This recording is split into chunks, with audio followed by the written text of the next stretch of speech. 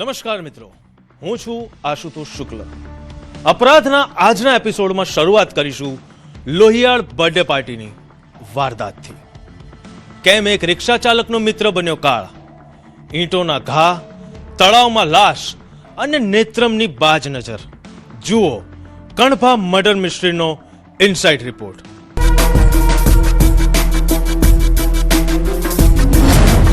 મોતની birthday party. તારીખ 17 ફેબ્રુઆરી 2026. અમદાવાદ નજીક આવેલ બિલાસિયા ગામ. સવારનો સૂરજ હજુ આથમે તે પહેલા જ ગામના તળાવમાં એક લાશ તરતી મળી અને આખા પંથકમાં સન્નાટો છવાઈ ગયો. રિક્ષા ચાલક અરવિંદ રાઠોડ નામના વ્યક્તિની નિર્મમ હત્યા કરવામાં આવી હતી. માથા અને મોઢાના ભાગે ઈંટોના એવા ઘા ઝીકાયા હતા કે ઓળખ પણ મુશ્કેલ હતી. પણ ગુનેગાર ભલે ગમે તેટલો શાણો હોય, કાયદાના હાથ તેનાથી લાંબા જ હોય છે. ફરવરી ના એક બિલાસિયા ગામમાં કણબા પોલીસ સ્ટેશનના વિસ્તારમાં એક ડેડ બોડી મળી હતી. આ ડેડ બોડી શરૂઆતમાં અનઆઇડેન્ટિફાઈડ હતી અને ડેડ બોડી જે હતી એને મોઢા ઉપર અને માથા ઉપર ઈજાઓ હતી અને પ્રાઇવેટ પાર્ટ ઉપર પણ ઈજાઓ હતી. કડી જોડી, ઓળખ મળી. પોલીસને તપાસ દરમિયાન મૃતક પાસેથી એક આધાર કાર્ડ મળ્યું. ઓળખ થઈ અરવિંદ રાઠોડ તરીકે, જે વ્યવસાય રિક્ષા ચાલક હતો, પરંતુ અરવિંદની રિક્ષા ગાયબ હતી. લોહીના ડાઘ અને તળાવની પાળ પર મળેલી ઈંટો ચીસો પાડીને કહી રહી હતી કે અહીં કોઈ મોટો ખેલ ખેલાયો છે. પોલીસને તેની નજીકથી એક આધાર કાર્ડ મળ્યું અને તેના થકી પરિવારનો સંપર્ક કર્યો અને મૃતકની ઓળખ થતા તે કઠવાડાનો રહેવાસી અને રિક્ષા ચલાવતો હોવાનું ખુલ્યું. જે બાદ અમદાવાદ ગ્રામ્ય પોલીસની એલસીબી અને એસઓજીની ટીમોએ તપાસનો ચક્રવ્યૂહ રચ્યો. એના જે રિક્ષા હતા એ રિક્ષા નેત્રમના કેમેરાના માધ્યમથી મહીસાગરથી ડિટેક્ટ થયો હતો. और ત્યાં એક માણસ, ત્યાં બે રિક્ષા, જો એક રિક્ષા બીજા રિક્ષાને ટો કરીને લઈ જતા હતા और એને અંદર 5 લોકો બેસેલા હતા. પછી એની ફર્ધર તપાસ કરતા 5 લોકોનો ફેસ આઈડેન્ટિફાઈ થયો. પછી ટેકનિકલ એનાલિસિસની માધ્યમથી એ લોકોની આઈડેન્ટિટી પણ રિવીલ થઈ. પછી એમાંથી એક માણસ ચંદુને ઉપાડવામાં આવ્યો હતો. પછી ચંદુની પૂછપરછ કરતા ખબર પડ્યો કે એના સાથે એક વિપુલ નામનો એક ઓર આરોપી હતો और એક ત્રીજો જે આરોપી હતો આ જુવેનાઇલ હતો. નેત્રમની ત્રીજી આંખ. તપાસમાં વળાંક ત્યારે આવ્યો જ્યારે ગાંધીનગરના નેત્રમ કંટ્રોલ રૂમમાં તપાસ કરતા એક રિક્ષા શંકાસ્પદ હાલતમાં દેખાઈ. અરવિંદની રિક્ષાને અન્ય એક રિક્ષા ટો કરીને મહીસાગર તરફ લઈ જઈ રહી હતી. સીસીટીવીમાં 5 ચહેરા કેદ થયા. આધુનિક ટેકનોલોજી અને ફેસ આઈડીના માધ્યમથી પોલીસે હત્યારાના પગેરા દબાવ્યા અને આખરે આરોપી ચંદુલાલ પટેલ સુધી પહોંચી ગઈ. દારૂની મહેફિલ, લોહીની હોળી. હત્યાનું કારણ જાણીને પોલીસ પણ ચોંકી ઉઠી. આરોપી ચંદુનો જન્મદિવસ હતો. આનંદ સ્કાય કન્સ્ટ્રક્શન સાઇટ પર મજૂરી કરતા શખ્સોએ તળાવ કિનારે દારૂની પાર્ટી કરી હતી. નશામાં ચોર શખ્સોએ પોતાના પરિચિત અરવિંદને રિક્ષા લઈને બોલાવ્યો. પણ કાળને ક્યાં ખબર હતી કે મિત્રનો જન્મદિવસ તેની જિંદગીનો છેલ્લો દિવસ બનશે. સામાન્ય બોલાચાલી ઉગ્ર બની અને ઈંટોના ઘા ઝીકી અરવિંદને મોતને ઘાટ ઉતારી દેવાયો. હત્યા બાદ પુરાવા નાશ કરવા લાશને તળાવમાં ફેંકી અને રિક્ષા લૂંટીને વતન ભાગવાનો પ્લાન હતો. પણ રિક્ષા અધવચ્ચે બગડી ગઈ અને પાપનો ઘડો ભરાઈ ગયો. કણભા પોલીસે ગણતરીના દિવસોમાં જ અંધાપા હત્યા કેસનો પર્દાફાશ કરીને ત્રણેય આરોપીઓને જેલના સળિયા પાછળ ધકેલી દીધા છે. અમદાવાદથી મૌલિક ધામેચા, ન્યૂઝ 18 ગુજરાતી. ઓટલાનો ઝઘડો અને જીવલેણ છરો. અમદાવાદમાં ફરી ખેલાયો લોહીનો લોહિયાળ ખેલ. અમદાવાદના બહેરામપુરામાં 19 વર્ષના હિમેશની હત્યા. જુઓ અદાવતમાં આ ખૂની ખેલની એક એક વિગત.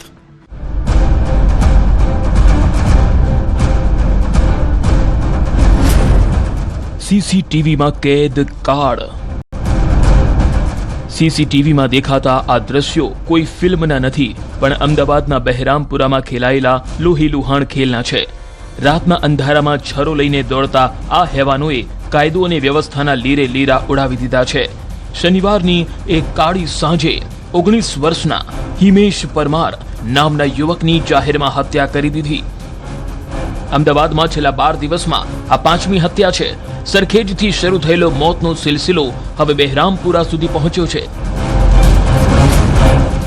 રક્ત રંજીત રસ્તા, ખાખીનો પહેરો.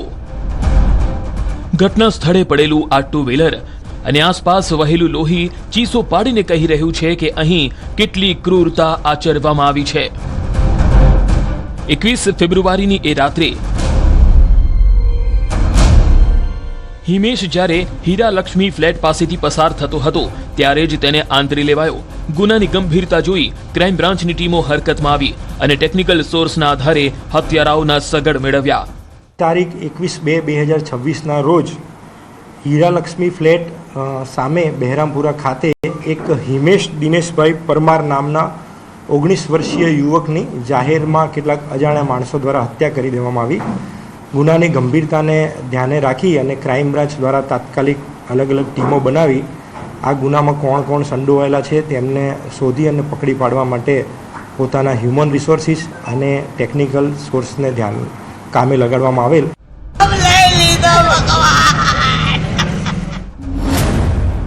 ઓટલાની અદાવત, જીવલેણ ઠપકો.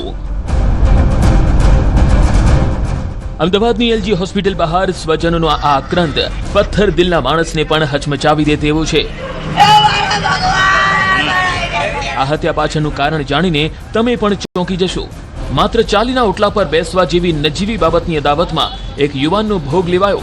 મૃતક હિમેશે એકાદ વર્ષ પહેલા આરોપી ગૌતમ સોલંકી અને એક સગીરને ઓટલે બેસવા અને વાતો કરવા બાબતે ઠપકો આપ્યો હતો. એ ઠપકાની રીસ રાખીને સગીરે હિમેશને પતાવી દેવાનો પ્લાન ઘડી નાખ્યો. મરણ જનાર છે હિમેશ, તે હિમેશ પોતાના ઘરેથી બહેરામપુરા હીરા લક્ષ્મી માર્કેટ પાસે પસાર થતો હોય ત્યારે આ કામના આરોપી ગૌતમ અને તેની સાથે કાયદાના સંઘર્ષમાં આવેલ કિશોર દ્વારા તેને ત્યાં રોકી તેને વાતોમાં રાખી અને સગીર જે યુવક છે તેણે હિમેશ પરમારને ઉપરા છાપરી છરીના 6 થી વધુ ઘા મારી તેનું મોત નિપજાવેલ છે. ચોટીલાનો છરો, રિવરફ્રન્ટ પરથી ધરપકડ. આરોપીઓ કેટલા શાતિર હતા તેનો અંદાજ એ વાત પરથી લગાવી શકાય કે હત્યા માટે ખાસ ચોટીલાથી છરો ખરીદવામાં આવ્યો હતો. હિમેશને વાતોમાં પરોવીને સગીરે છરીના ઉપરા છાપરી ઘા ઝીકી દીધા. હત્યા બાદ બંને શહેરમાંથી ભાગી જવાની ફિરાકમાં હતા, પણ ક્રાઇમ બ્રાન્ચે બાતમીના આધારે રિવરફ્રન્ટ પરથી બંનેને દબોચી લીધા. ગૌતમ અગાઉ મરણ જનાર જે ચાલીમાં રહે છે તે જ ચાલીમાં ભાડે રહેતો હોય અને જે સગીર યુવક છે, કાયદાના સંઘર્ષમાં આવેલ જે યુવક છે તે ગૌતમનો ખાસ મિત્ર હોય.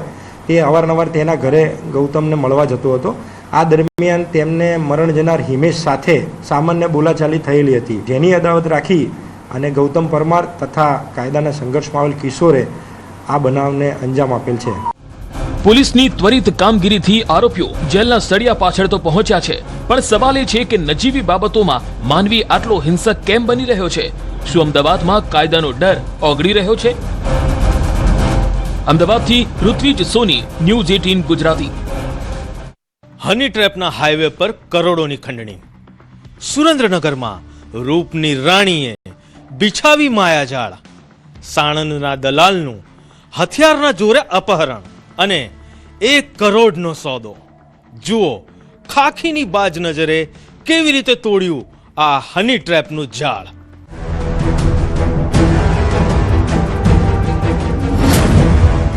હની ટ્રેપ ગેંગનો કરોડપતિ પ્લાન. આ છે લાલચ અને લપસણી દુનિયાનો એ અંધકારમય ચહેરો જ્યાં એક હાયનો મેસેજ જિંદગીની સૌથી મોટી ભૂલ સાબિત થાય છે. સુરેન્દ્રનગર જિલ્લામાં જમીન દલાલને યુવતીની મોહ જાળમાં ફસાવી 1 કરોડ રૂપિયા પડાવી લેવાની એવી ઘટના બની કે પોલીસ પણ ચોંકી ઉઠી. સાણંદના શાંતિપુરા ગામના હુસૈન અલી મોમીન જે આર્થિક રીતે સદ્ધર હતા તેઓ આ શાતિર ગેંગના રડારમાં આવ્યા.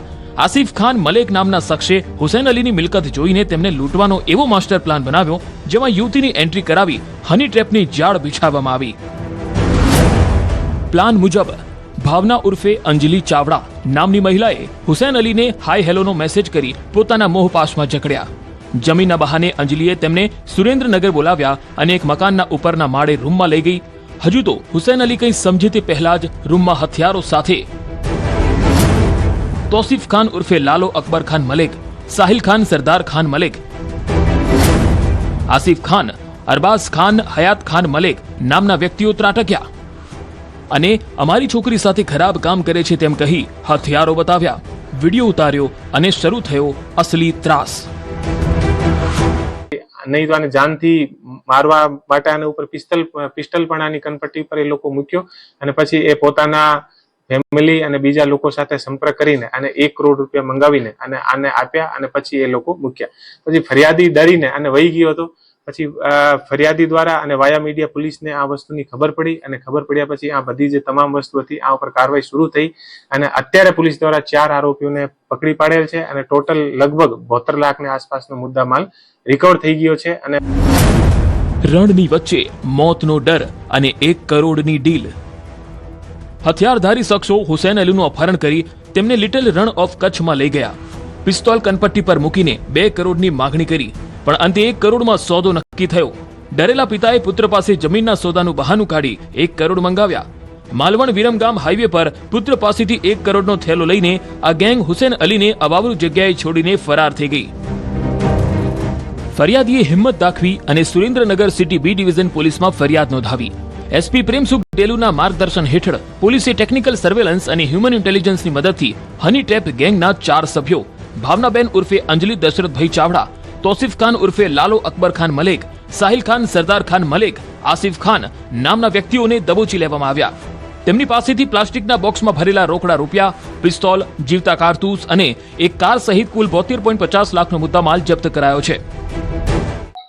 69,30,00,000 જપ્ત કરવામાં આવેલ છે અને એક મોબાઈલ ફોન, જે મોબાઈલ ફોન અલગ અલગ જે છે 5, ટોટલ આની કિંમત 1,10,000, અલ્ટો ગાડી જેની કિંમત 2 લાખ, પિસ્ટલ 1 જેની કિંમત 10,000 અને જીવતો કાર્ટિસ જેની કિંમત 100, યાની ટોટલ અત્યાર સુધી 72,50,000 રૂપિયાનો મુદ્દામાલ પોલીસ દ્વારા અત્યારે જપ્ત કરવામાં આવેલ છે. અને જે એ આરોપીઓ છે આ આરોપીઓનો ભૂતકાળનો જે ઇતિહાસ છે ઓ પણ ગુનાહિત ઇતિહાસ રહ્યો છે. આરોપી જે તોસીફ ખાન છે, તોસીફ ખાન આના ઉપર અત્યારે 3 ગુના બજાણા પોલીસ સ્ટેશનમાં દાખલ થયેલા છે, પ્રોહિબિશનના અને બીજા અલગ અલગ ચોરીના ગુના દાખલ થયેલા. અને આરોપી જે આસિફ ખાન છે આના ઉપર પણ બજાણા પોલીસ સ્ટેશનમાં 1 ગુનો દાખલ થયેલો છે. ખાખીનો ખોફ, હજુ 2 આરોપીઓ ફરાર. ઝડપાયેલા આરોપીઓ પૈકી તોસીફ અને આસિફ અગાઉ પણ ગુનાહિત ઇતિહાસ ધરાવે છે, જ્યારે આ કેસમાં સંડોવાયેલા અરબાઝ મલેક અને અમન હજુ પણ ફરાર છે. પોલીસે આંતરરાજ્ય ગેંગ હોવાની આશંકાએ તપાસ તેજ કરી છે, પણ આ ઘટના એ તમામ લોકો માટે પાઠ છે જેઓ સોશિયલ મીડિયા કે અજાણી યુવતીઓના સંપર્કમાં આવી પોતાની મિલકત અને જિંદગી દાવ પર લગાવી દે છે. સુરેન્દ્રનગરથી અક્ષય જોશી, ન્યૂઝ 18 ગુજરાતી. પાડોશી ધર્મ શર્માયો, હવસખોર પોલીસના સકંજામાં આવ્યો, માસૂમ બાળકી ઉપર 2 વર્ષ સુધી ગુજાર્યો અત્યાચાર. ધોરાજી પોલીસે નરાધમને શીખવાડ્યો પાઠ. જુઓ આ નરાધમની કરતૂતનો સ્પેશિયલ રિપોર્ટ.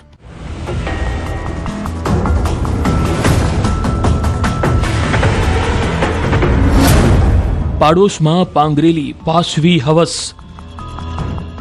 રાજકોટનું ધોરાજી, જે દરગાહની પવિત્રતા માટે જાણીતું છે, ત્યાં જ એક નરાધમે માનવતા અને પાડોશી ધર્મને જીવતો સળગાવી દીધો છે.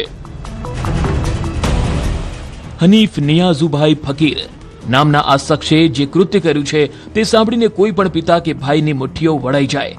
એક 12 વર્ષની ફૂલ જેવી માસૂમ બાળકી જે હજુ દુનિયાને સમજે તે પહેલા જ આ હેવાને તેને પોતાની હવસનું સાધન બનાવી દીધી. 2 વર્ષ સુધી માસૂમ પર મોતનો ડર. આ મામલો માત્ર એક વખતનો નથી, પણ છેલ્લા 2 વર્ષથી ચાલતા માનસિક અને શારીરિક શોષણની પરાકાષ્ઠા છે. આ શખ્સ બાળકીના ઘરનો ફેમિલી ફ્રેન્ડ હતો, એટલે કે ઘરનો જ માણસ માનીને પરિવાર તેના પર ભરોસો કરતો હતો. પણ આ ભરોસાની આડમાં હનીફ ફકીર બાળકીને મોતની ધમકી આપતો હતો. જો કોઈને કહીશ તો તને મારી નાખીશ, આ એક વાક્યે માસૂમ બાળકીના હોઠ સીવી દીધા હતા અને આરોપી બેખૌફ બનીને માસૂમિયતને પીખતો રહ્યો. પણ એટલે આજુબાજુ ઘરનાને કોઈને પેલા ડાઉટ નહોતો જતો, એટલે અવારનવાર એમના ઘરે આવી અને બાળકીને ધમકાવી અને પછી એમ કે કોઈને કહીશ તો હું તને મારી નાખીશ, એવા બધા એમને ધમકાવી અને એની સાથે સંબંધ રાખતો હતો. અને સંબંધનો સમયગાળો આશરે 2 વર્ષ જેટલો અત્યારે જણાવે છે ફરિયાદ. પાપનો ઘડો ભરાયો અને જ્યારે પરિવારને આ શૈતાની હકીકતની જાણ થઈ ત્યારે તેમના પગ નીચેથી જમીન સરકી ગઈ. પણ પરિવારે હિંમત હારવાને બદલે હવસખોરને પાઠ ભણાવવાનું નક્કી કર્યું. ધોરાજી પોલીસ સ્ટેશનમાં ફરિયાદ નોંધાતા જ રાજકોટ ગ્રામ્ય એસપી વિજયસિંહ ગુર્જરના માર્ગદર્શન હેઠળ પોલીસ એક્શનમાં આવી ગણતરીના કલાકોમાં જ ટેકનિકલ સોર્સની મદદથી આ પાડોશી રૂપી ભેદુને દબોચી લેવામાં આવ્યો. એક કિશોરી અને એની બાજુમાં રહેતો એક હનીફ ફકીર કે જે આ કિશોરીને અવારનવાર લલચાવી ફોસલાવી અને ધમકાવી અને એની સાથે સંબંધ રાખતો હતો અને 2 વર્ષ જેવો સમયગાળો થતા પરિવારને ખબર પડતા એમણે આ અંગે રજૂઆત કરતા એ અંગે કાયદેસર ગુનો દાખલ કરી અને આરોપીને ધોરણસર અટક કરવામાં આવે છે. પોલીસ દ્વારા આરોપી પર બીએનએસની કલમ 64, 65 અને પોક્સો એક્ટની કલમ 6 હેઠળ ગુનો નોંધી જેલ ભેગો કરી દેવાયો છે. પોલીસ હવે એ તપાસી રહી છે કે શું આ હેવાને બીજી કોઈ માસૂમ જિંદગી પણ બરબાદ કરી છે. ધોરાજીની આ ઘટના સમાજ માટે એક ચેતવણી છે કે તમારા ઘરની આસપાસ ફરતા શુભચિંતકોના મહોરા પાછળ ક્યાંક કોઈ શૈતાન તો નથી છુપાયેલો ને.